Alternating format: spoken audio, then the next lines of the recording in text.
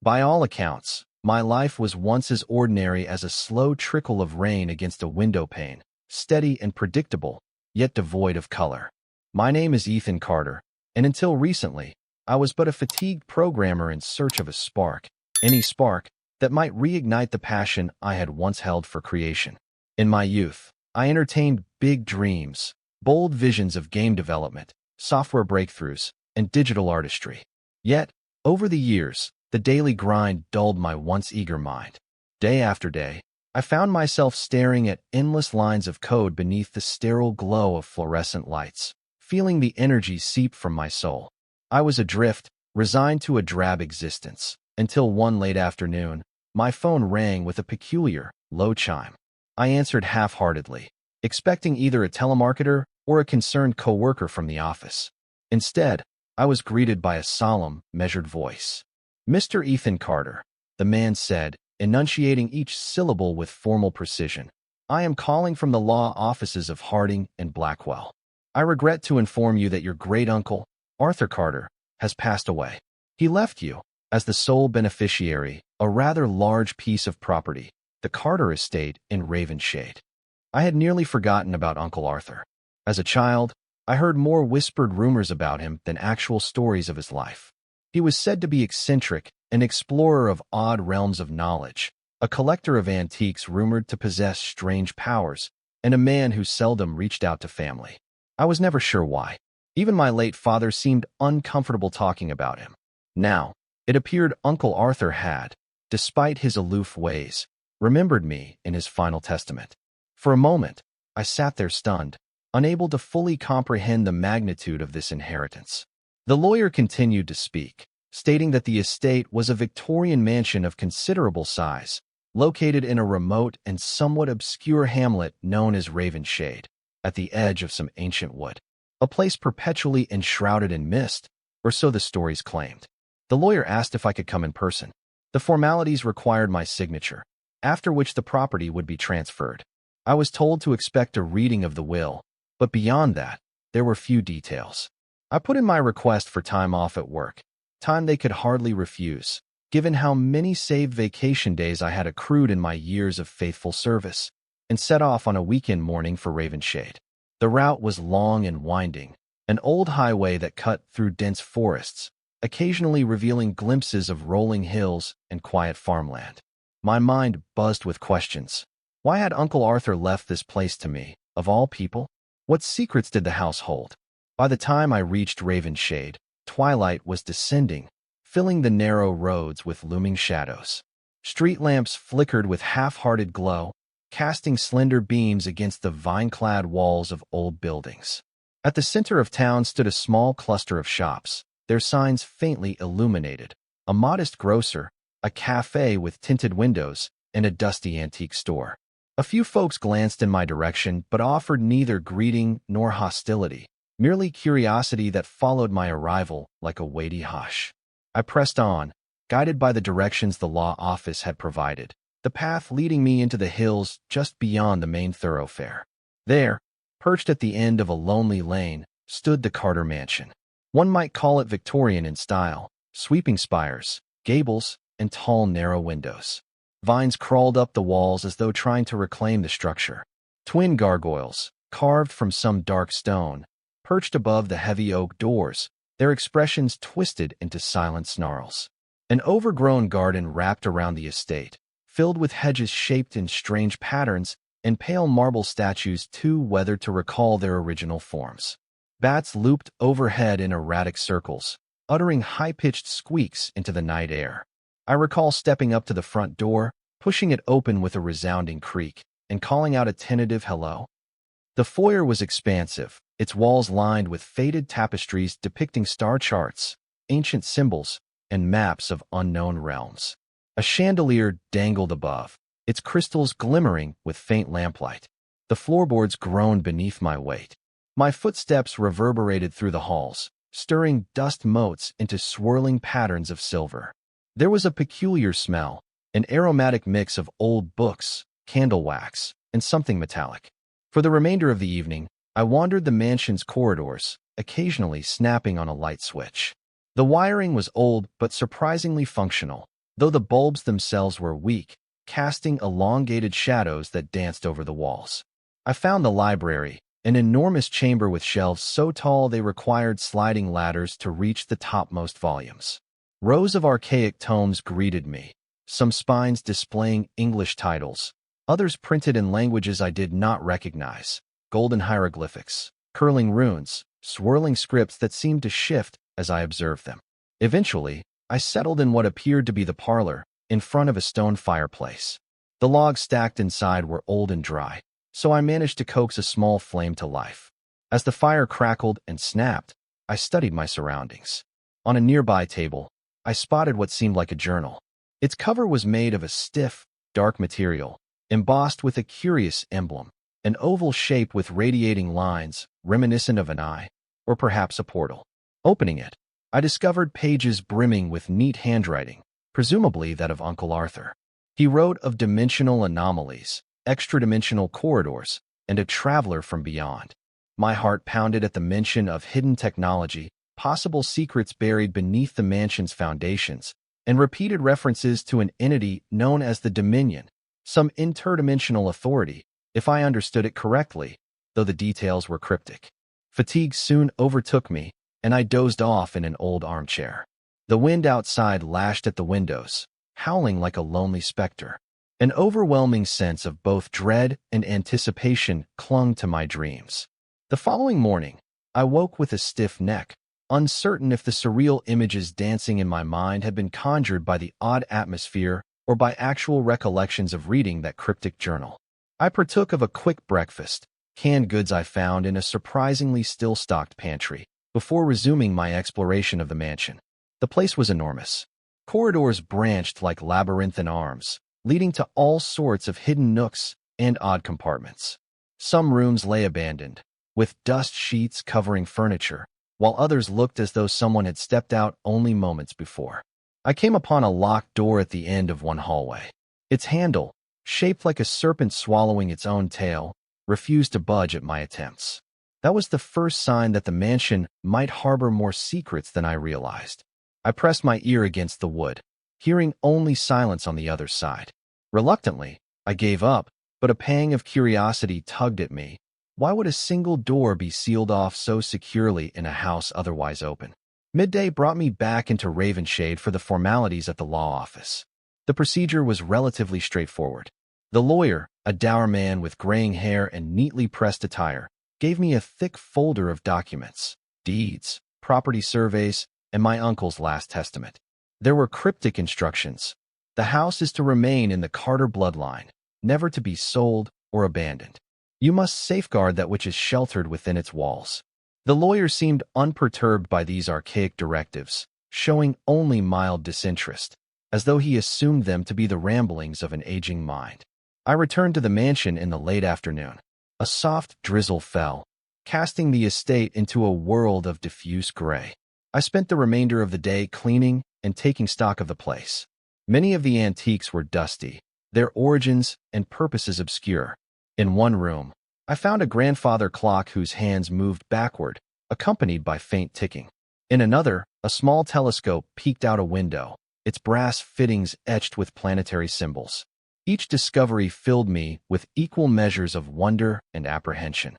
When twilight came, I decided to investigate the attic, seeking a vantage from which to catch a glimpse of the night sky.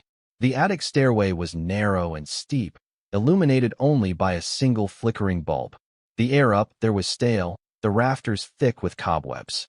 Something about the darkness felt almost alive, a presence that wrapped itself around my senses. A quick scan revealed trunks, crates, and mismatched furniture scattered about. I heard only the gentle drumming of rain on the roof. I stood there for a few moments, letting my eyes adjust, when I perceived a slight movement in the corner behind a pile of boxes. At first, I assumed it might be a raccoon or a stray cat that had found a way inside. But then I heard soft breathing.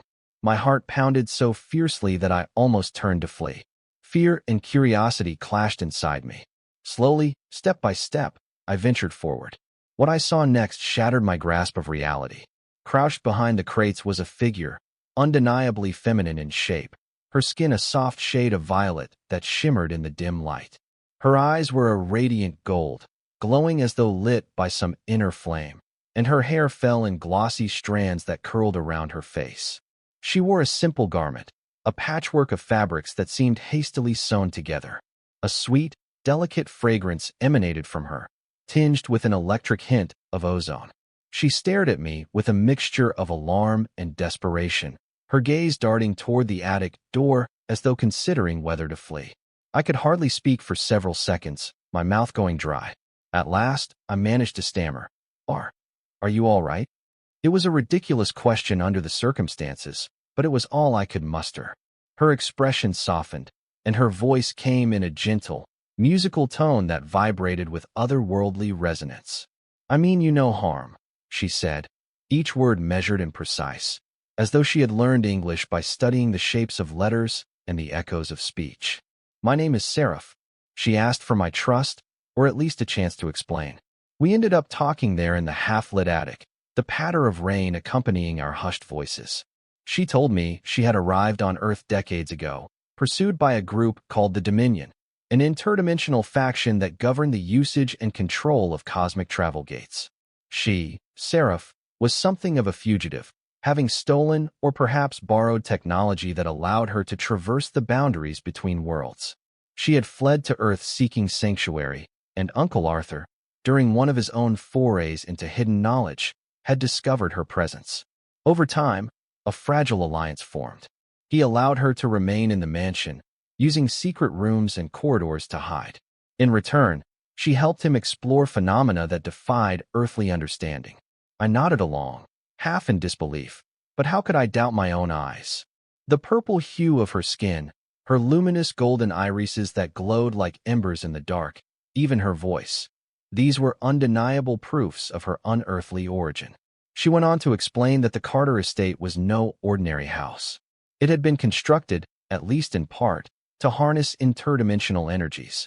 Certain rooms did not abide by normal geometry, their layouts changing under specific conditions, revealing passageways that connected to liminal zones, pockets of reality that overlapped with parallel worlds. The Dominion, always watchful, had once come close to finding her here, yet somehow the estate's wards and illusions had held them back. I was enthralled, fear warring with wonder. Eventually, I guided her downstairs, away from the chill of the attic. She asked if she could stay out of sight for a time, worried that the townspeople, or even certain government forces, might suspect something unusual about the newly inherited estate. Without hesitation, I assured her that she could remain, that I would keep her safe. Part of me shuddered at the thought of harboring an alien in my great-uncle's mansion. Another part recalled the final lines of Uncle Arthur's will and the cryptic instructions to keep safe that which was sheltered within. The puzzle pieces fell into place. In the days that followed, Seraph and I formed an unlikely companionship. She was cautious but not unfriendly, radiant yet vulnerable. Her curiosity about human customs was boundless. Though she had learned much already, her decades on Earth had not been idle. She was, in her words, an explorer, seeking understanding of the infinite tapestry of worlds. We spent countless hours talking in the library, studying the volumes Uncle Arthur had accumulated over the years. Some described technologies beyond Earth's comprehension, phase doors that allowed instantaneous movement, psychic amplifiers that augmented consciousness, and crystals capable of distorting local gravity. What surprised me most was how well we got along. I was a man of logic and code, used to the straightforward cause and effect nature of programming languages. She was from a realm of swirling energies, cosmic symphonies, and advanced alien sciences. Yet, in conversation, we found harmony. She admired my patient problem-solving mind, just as I found myself enraptured by her stories of starfields that pulsed with living brilliance and cities built upon shifting matter. But soon, reality intruded upon our hidden idol. On the third day after I discovered Seraph, I experienced a sudden, disorienting headache. My vision swam, and my fingertips tingled with strange warmth. For a moment, I saw the corridors of the mansion twist like reflections in a funhouse mirror, shimmering with a faint, violet-tinged aura. As quickly as it came, it vanished. Seraph found me leaning against the wall, trying to steady my breathing. She looked troubled, scanning my face with luminous eyes. I sense energy around you, she said softly, placing a hand on my brow. The contact sent a mild electric prickle along my scalp. It might be that the dimensional fields in this house are affecting you more than you realize. That very night, I dreamed of crossing thresholds into unknown planes. I stood in a hallway much like the one in the mansion, only each door opened to a different cosmos. A swirl of stars in one, an endless desert of blue sand in another, a realm of floating islands in a third. Through them, I felt the tug of something immense, beckoning. I awakened with a jolt, sweat chilling my skin. When dawn came, I resolved to tell Seraph of these visions. She listened intently, then admitted that, by merely coexisting near her and the house's hidden mechanisms, I might be gradually attuning to energies humans rarely perceive. Despite the mounting strangeness, I felt more alive than I had in years. My senses sharpened, colors grew more vivid, sounds crisper. I noticed patterns in nature, fractal shapes in the arrangement of leaves, symmetrical forms in the flight of birds. My mind churned with creative thoughts, as though some locked gate within my consciousness had been flung open. I wrote snippets of code in my old laptop that seemed almost guided by new insight, solutions appearing to me in sudden bursts of clarity. As the days progressed, Seraph and I learned more about the mansion's architecture. A hidden chamber beneath the library housed a device that resembled a cylindrical apparatus made of polished metal and crystalline insets. Runes marked its surface, and complex wiring branched out like slender vines, connecting to nodes embedded in the foundation. Seraph confessed she had helped Uncle Arthur piece together this portal stabilizer, which anchored the estate to Earth's dimension while simultaneously linking to other planes. The house itself was a labyrinth of overlapping realities, each corridor a potential key. At times, we would venture into lesser-known wings of the estate, only to find that a room we had just left appeared differently when we returned, as if the walls had subtly rearranged themselves. Seraph claimed that the mansion responded to psychic energy, aligning or misaligning the corridors to hide secrets from unwanted eyes. Meanwhile, my headaches came and went, but I felt something building inside me, a resonance with the house, with Seraph's own otherworldly signature that hinted at looming revelations. A storm arrived on the 10th day, raging across Ravenshade with fierce winds that rattled windows and bent the trees into near submission. Thunder boomed through the night. Around midnight, amidst the flashing lightning, I heard a noise that did not belong to nature.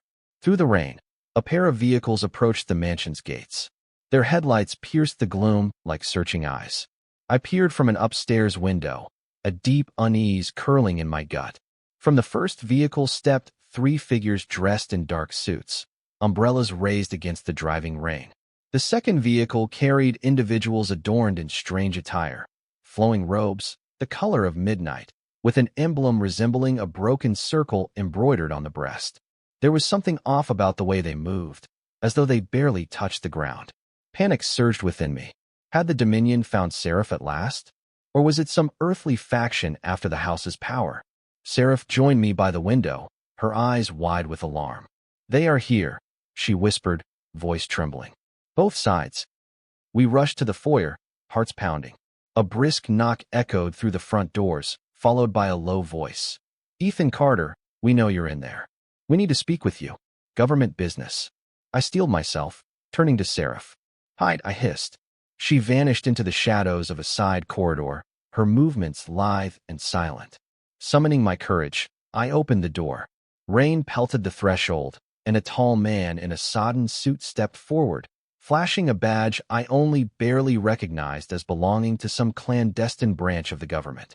His hair was slicked back, water running down the sides of his gaunt face. Behind him stood 2 stern-faced operatives, all business. "Mr. Carter," he said, "I am Agent Harrow. May we come in?" I had little choice but to oblige. The agents stepped inside, water pooling around their feet. Agent Harrow's gaze swept the interior, taking in the antique furnishings and the labyrinth of corridors beyond the foyer. He cleared his throat. "We have reason to believe something of interest to national security is located here. Artifacts, possibly. We need to inspect the property." I forced calm into my voice, feigning confusion. "Artifacts?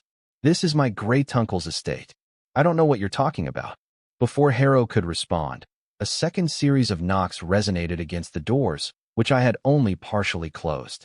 I caught a glimpse of robed figures standing in the rain, a group of 5 or 6, each holding a staff topped with a glowing crystal that defied the torrent. My blood ran cold.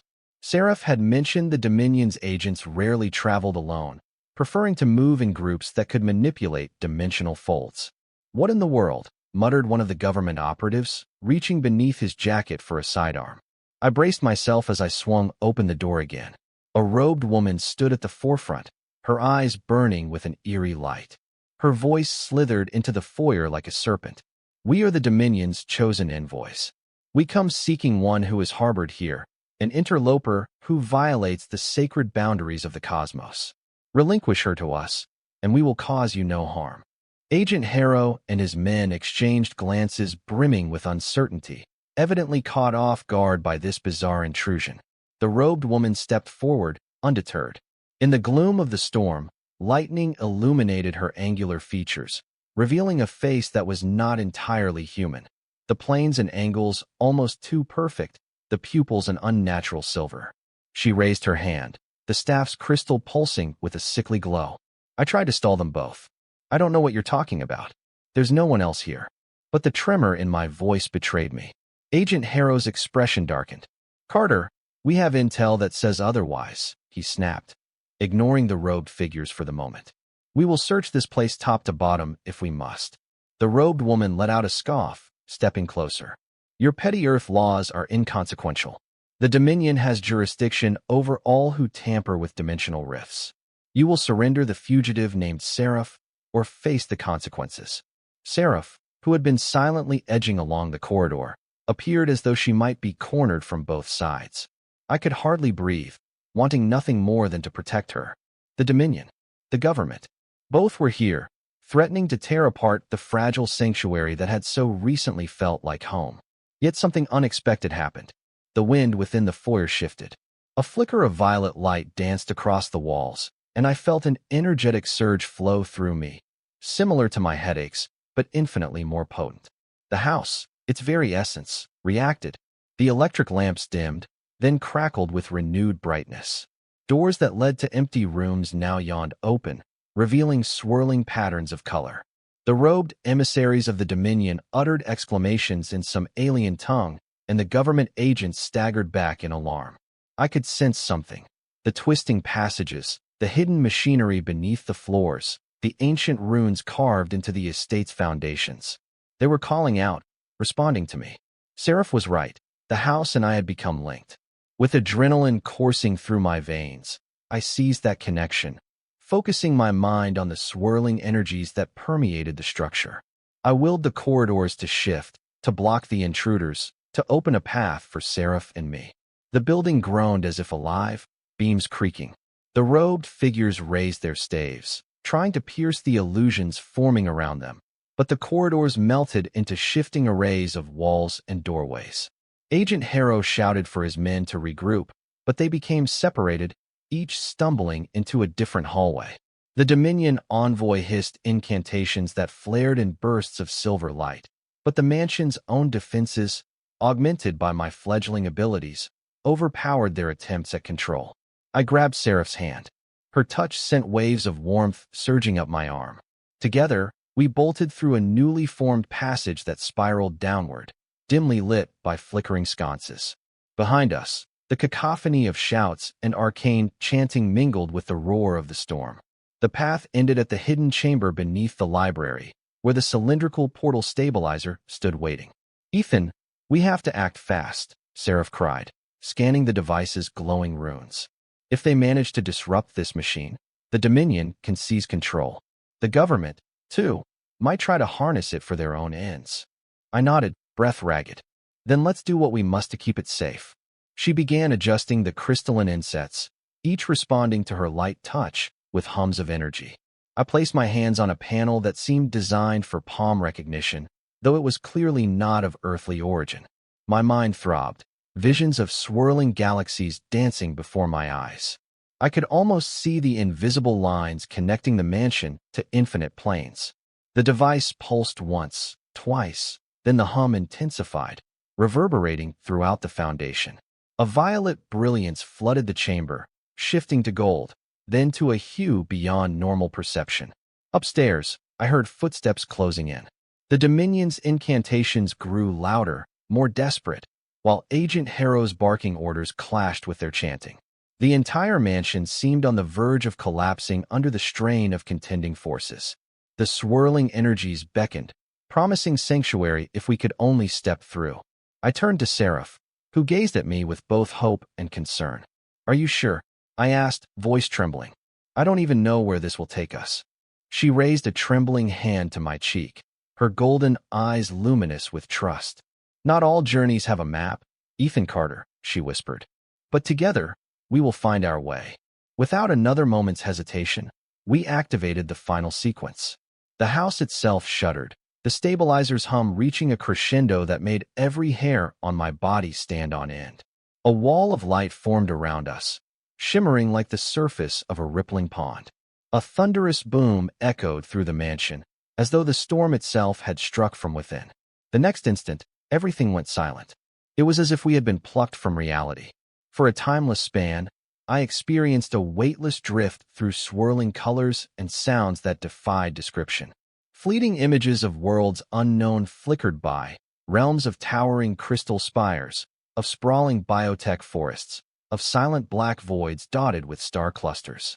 I could feel Seraph's presence beside me, our hands still clasped. And then, just as suddenly, the disorienting transit ceased. We found ourselves in the mansion's foyer once more, but it was different. The outside windows showed a sky filled with shifting auroras, painted in iridescent streaks that danced across the horizon. A soft light, neither entirely day nor night, bathed the estate grounds. The familiar ravens that had once roosted on the gargoyles were absent. In the distance, I glimpsed silhouettes of creatures that seemed part deer, part shimmering spirit, weaving through the hedges. Yet everything within the foyer remained intact. The same dark wood, the same tapestries, the same gargoyles perched above the doors. It felt like home, but not the earthly home I had left mere moments ago. We had phased out of the conventional reality, the house carrying us to a sanctuary existing between worlds. The Dominion and the government, presumably, had been left behind, or possibly even sealed off from this dimension. In the hush of that otherworldly twilight, I looked at Seraph. She smiled, relief and triumph mingling across her regal features. "We did it," she said, her voice tinged with awe. "Arthur Carter's legacy lives on, hidden from those who would exploit it." A laugh burst from my throat, half in disbelief, half in exhilaration. "And now," I said, wiping the sweat from my brow, "we're the caretakers of a mansion between worlds." We explored our new surroundings, stepping through the mansion's doors to discover that it was perched on a slight rise, an alien landscape stretching in all directions beneath glowing, prismatic skies. The feeling was surreal, as though we hovered within a cosmic tapestry.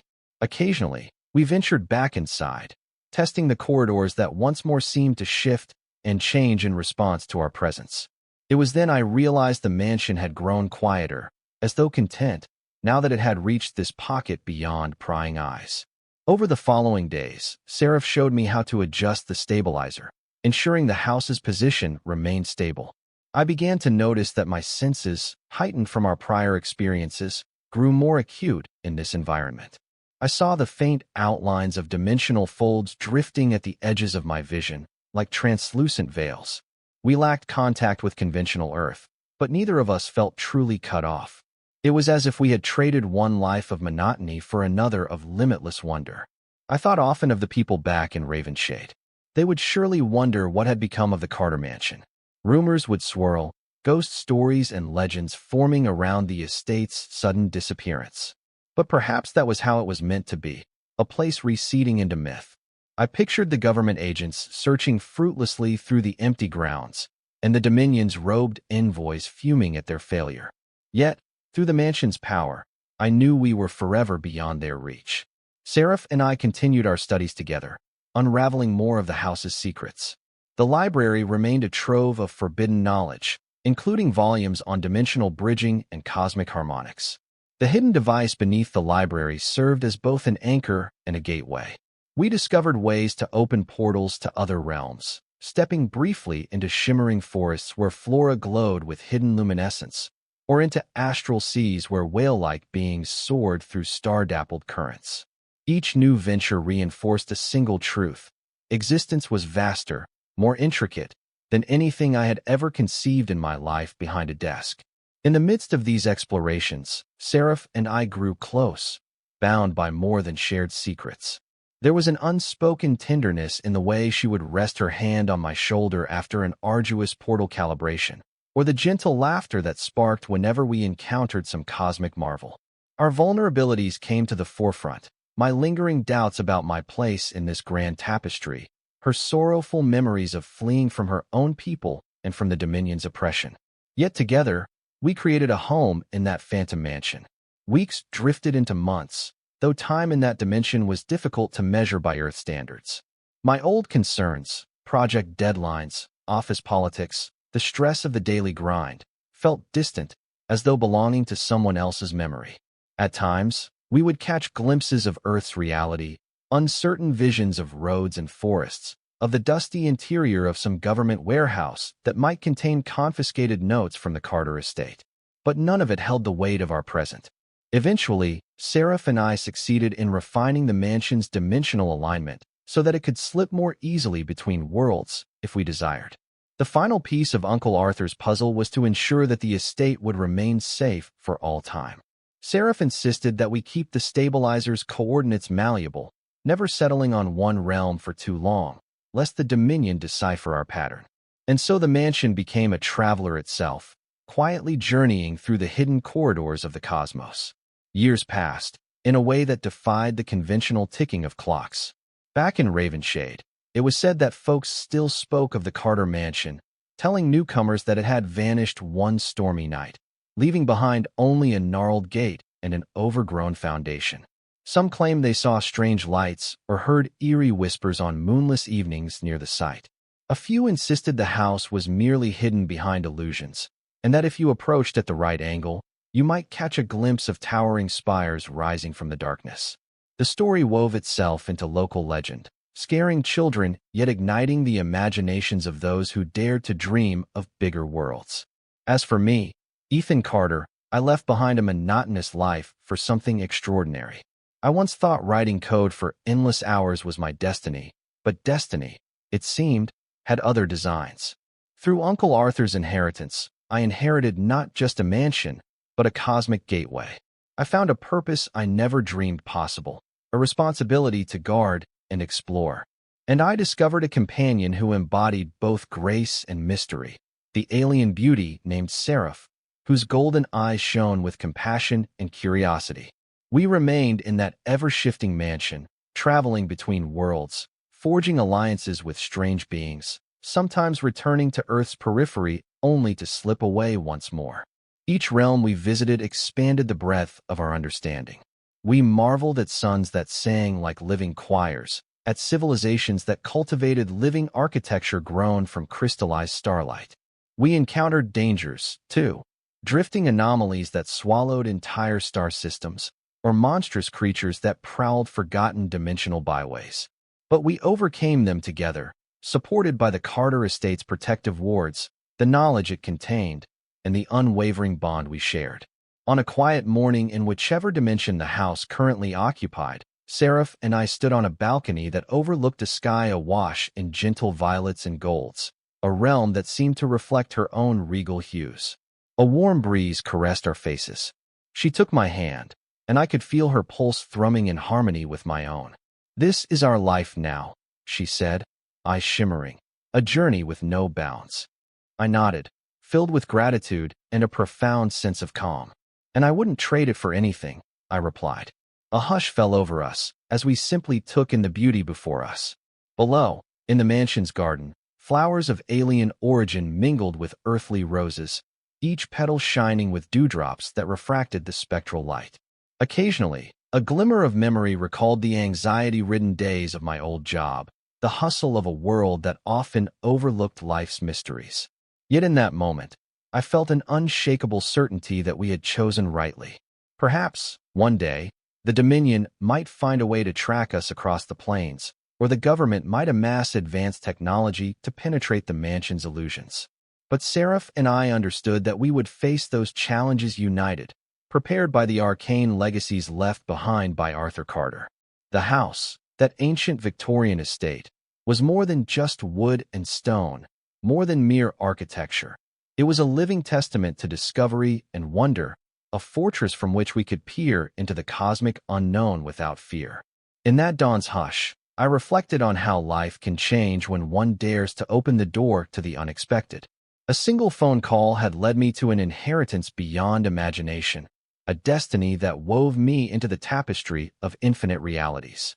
I saw my reflection in Seraph's golden eyes, and in the light of that otherworldly dimension, I felt hope bloom like never before.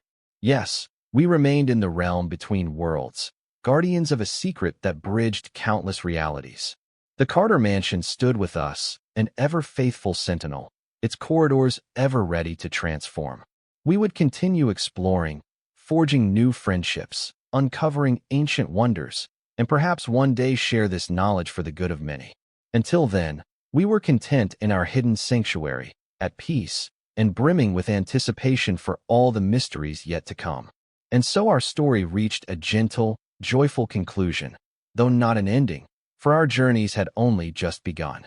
Across the shifting skies of countless dimensions, we traveled arm in arm, an unlikely pair held fast by fate, guided by the cosmic compass of hope.